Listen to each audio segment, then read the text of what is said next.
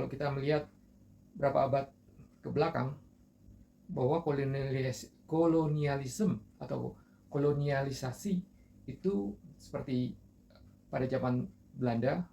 dan juga zaman Inggris, kita akan melihat bahwa pada awalnya itu digerakkan oleh kepentingan dagang. Dalam hal ini mencari sumber bumbu atau spices di daerah tropis sekitar Asia, yaitu di India, dan salah satunya juga yang lainnya juga di Indonesia. Itu mengapa saya mulai tarik ke arah kolonialisme yang didorong oleh kepentingan dagang, salah satunya untuk mencari sumber daya atau aset untuk diperdagangkan, yaitu spices atau bumbu di daerah tropis. Itu yang mendorong Inggris dengan perusahaan swastanya Inggris, ataupun juga Belanda dengan perusahaan swastanya Belanda, melakukan perjalanan sampai di Indonesia, Inggris sampai di India, dan dari situ kita lihat begitu strategisnya aset dari rempah-rempah dalam artian untuk diperdagangkan, sehingga dalam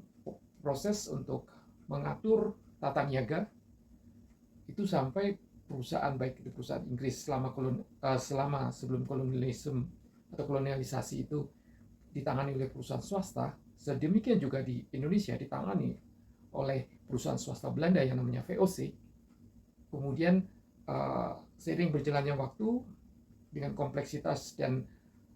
masalah dan hal yang harus diurus, sehingga perusahaan-perusahaan swasta itu diberi semacam otorisasi untuk mengatur di daerah atau wilayah yang menjadi bagian dari bisnisnya, sehingga ada tata niaga, ada juga pengaturan dalam pengaturan untuk perekonomiannya, dan juga pengaturan untuk pengamanan atau pengamanannya. Sehingga dari spices, salah satu jahe dan rempah-rempah yang lain, kita akan lihat bahwa perusahaan-perusahaan itu dengan diberi hak yang istimewa untuk mengelola tata niaga dan tata perekonomian dan hal-hal yang lain secara otonomi, sehingga saat itu bisa dilihat bahwa semacam perusahaan yang swasta itu berada dalam negara. Baru beberapa waktu berselang dari pengelolaan dari aset ataupun pengelolaan tata niaga dengan kompleksitasnya itu, akhirnya nantinya diambil alih oleh negara, dan itu terkait juga proses terkait dengan politik,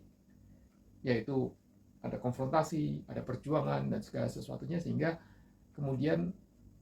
yang saya maksudkan dari hal yang pertamanya diurus oleh perusahaan swasta kemudian langsung diambil alih oleh negara. Termasuk kalau kita lihat di sejarahnya, di Inggris pun juga untuk masuk di benua Amerika, akhirnya dari pemerintahan langsung masuk untuk mengambil tugas dan tanggung jawab ataupun peran yang sebelumnya sudah dijalankan. Dan kita akan lihat banyak sejarah-sejarah yang berbicara, artinya salah satu contohnya, kalau kita lihat kota New York, itu sebelumnya dikuasai oleh Belanda yang disebut sebagai New Amsterdam. Terus mungkin dalam perkembangan selanjutnya dengan arah perpolitikan dan arah orientasi politik dari masing-masing negara, baik Inggris dan juga Belanda, akhirnya dilakukan semacam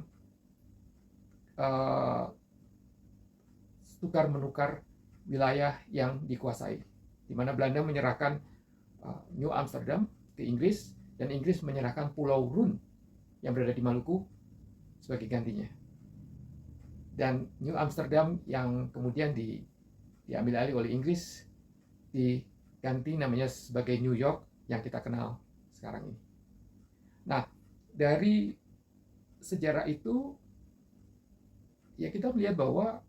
spices ataupun bumbu, salah satunya jahe, ini merupakan komoditas yang sangat strategis. Mengapa sampai negara di belahan dunia lainnya datang melakukan perjalanan untuk eksplorasi dari sumber daya itu, dan juga terjadinya pergolakan politik di wilayah yang dimasukinya.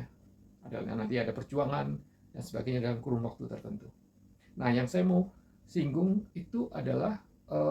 tadi kan kita udah melihat bahwa masing-masing dari negara, mungkin Inggris dan juga salah satunya yang lain Belanda, itu datang untuk kepentingan untuk mencari sumber daya, salah satunya rempah-rempah di daerah yang menjadi bagian dari orientasi untuk pengembangan dari baik itu perekonomian, politik, yang kita sebut nantinya atau kita kenal sebagai bagian dari daerah jajahan, dan itu memulai era kolonialisasi. Nah, tadi sempat disinggung bahwa akan ada semacam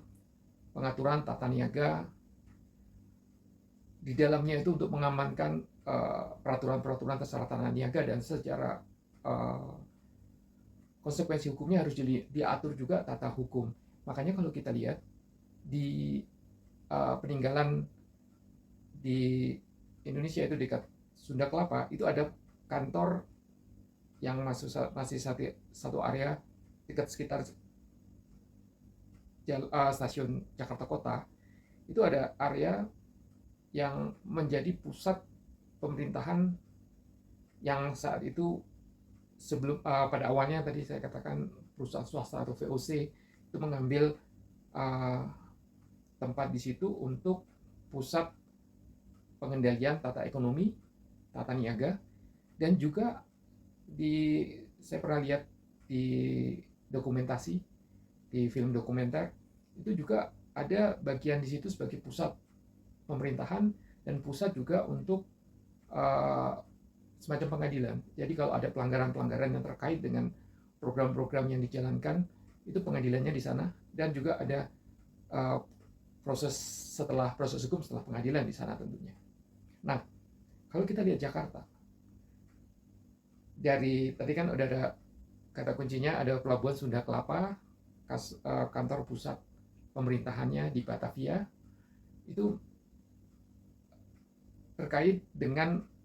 bahwa hasil-hasil dari sumber daya yang diperoleh di Nusantara, di berbagai daerah itu dipusatkan atau dibawa ke Jakarta, atau dalam hal ini Batavia, yang menjadi hub atau terminal sebelum pelayaran ke Eropa. Nah, biasanya dikatakan sebagai hub, jadi sebelum pelayaran ke Eropa, jadi semuanya dikumpulkan dari seluruh daerah di Nusantara. Kemudian makanya kita lihat bahwa pengembangan waktu itu, saya lihat juga di film dokumenter, bahwa dibangunlah kanal-kanal semacam jalur-jalur air, atau ya kita sebut kanal. Itu yang memungkinkan kapal-kapal kecil itu bisa membawa perdagangan, maksud saya komoditi perdagangan yang dibawa dari kapal besar dari berbagai kota itu, kalaupun belum pada jadwalnya untuk dikirim ke negara Eropa, biasanya disimpan di gudang, dan gudangnya itu berada di jalur dari kanal-kanal itu. Kita termasuk kanal-kanal yang biasa kita lihat di Jakarta itu, salah satunya dari daerah sekitar Jakarta Kota, terus salah satunya yang kita bisa lihat itu di sekitar atau di dekat Pasar Baru. Jadi ada satu daerah di Pasar Baru, dekat sekitar kantor pos besar Jakarta, atau dekat area dari katedral dan Masjid Istiqlal, itu ada Pasar Baru, dan itu ada semacam kanal. Nah, kalau kita melihat kenapa jalur kanal itu dibangun, itu sebetulnya pemerintah Belanda itu mengadopsi jalur kanal yang ada di Amsterdam. Jadi jalur kanal yang di Amsterdam itu digunakan sebagai jalur transportasi yang juga efektif, sehingga pada saat Batavia dikembangkan, itu juga dibangun jalur kanal sekitar Jakarta, salah satunya di dekat Pasar Baru. Nah, sampai sekarang pun masih ada jejaknya kalau yang saya lihat di film dokumenter itu. Jadi sekitar di daerah sekitar itu ada eh, ya dulunya sebagai pergudangan, artinya yang bagian belakang, ada bagian depan itu yang mengarah ke atau yang berada di sepanjang sisi kanal itu, sehingga kapal-kapal yang dari daerah, kalaupun belum secara jadwalnya itu belum pada jadwalnya untuk dikirim ke Eropa, biasanya disimpan di gudang-gudang itu, yang makanya melewati lewat transportasi lewat kanal itu, salah satunya sekitar Pasar Baru, itu yang bisa kita lihat. Jadi bahwa kalau kanal-kanal itu masih ada yang kita bisa lihat sampai sekarang, itu punya cerita. Dan kalau dulu bisa digunakan sebagai bagian transportasi, bagian dari alat transportasi yang cukup efisien atau optimal, dan keberadaannya sampai sekarang ada, tentunya saat ini juga bisa digunakan untuk kegiatan-kegiatan yang ya relevan. Artinya misalkan pariwisata menggunakan jalur air sekitar itu, artinya apa yang telah dulu dikembangkan, kalau kita melihat ke historinya, ya apa yang baik yang masih bisa dimanfaatkan atau dioptimalkan atau memberi inspirasi kita untuk pengembangan dari bagian-bagian peninggalan bangunan atau infrastruktur yang ada, ya kita manfaatkan.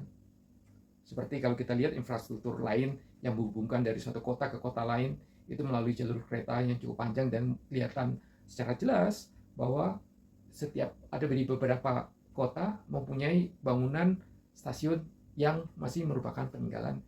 dengan kondisi struktur bangunan peninggalan masa lalu yang masih kuat. Itu yang bisa kita rawat, dan juga itu menjadi semacam dorongan bagi kita bahwa kalau membangun bangunan yang bangunan dulu aja masih kuat, tentunya kita dengan kemajuan teknologi mampu untuk menghasilkan suatu bangunan dengan usia yang lebih lama, dalam artian ketahanan dalam jangka panjang itu. Itu yang boleh, kalau saya lihat itu kita bisa belajar banyak dari melihat salah satunya jahe, yang merupakan satu bagian dari spices atau bumbu yang mengubah cerita atau kisah dunia yang kita bisa lihat sejarah di beberapa abad sebelumnya.